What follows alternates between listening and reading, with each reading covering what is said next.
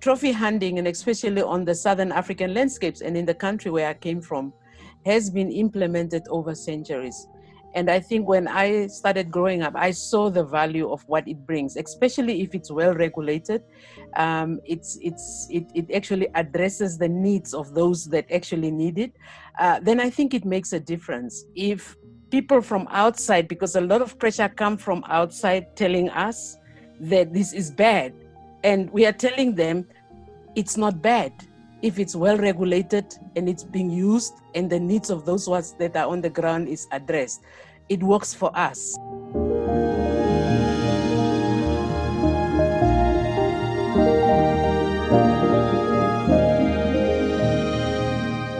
A place to start would be it is really around the kinds of worldviews that are informing this trend to ban trophy hunting.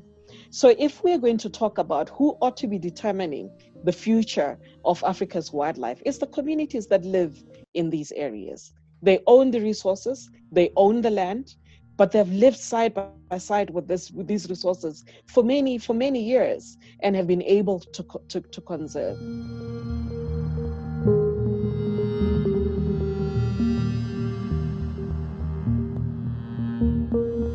The financial resources are needed. And I find it difficult to make a case for why somebody in California deserves access to a resource like that makes it possible for them to take advantage of all sorts of economic opportunities and uplift themselves, and why an African rural person does not deserve the same.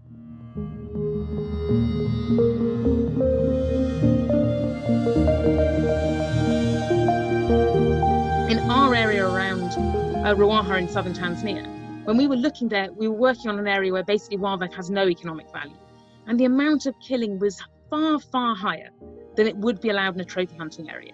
And even more importantly than that, you were seeing that the animals being killed were heavily pregnant females, they were young males. We know that these are the animals that are going to decimate the population if you take them away. And they were being killed in horrible, horrible ways: poisoning, snarings, spearings.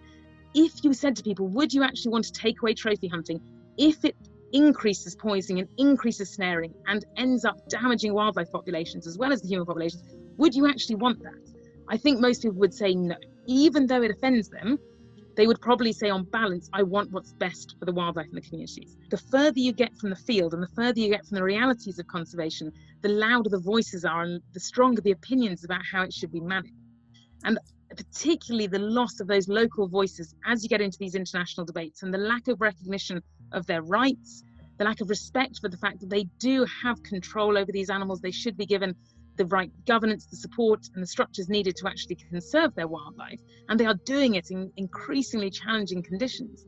I think those people should have a central role in the debate, and it really concerns me that we do see a lot of celebrities, musicians, actors driving and amplifying the debate, and because they end up with the power and the platform, there is no equivalent power and platform for the people most affected. I think I would be happy to see trophy hunting go if we had a better, viable alternative to protect those land and give at least equivalent benefits to local communities. Without that, we will make things worse, both for people and for wildlife.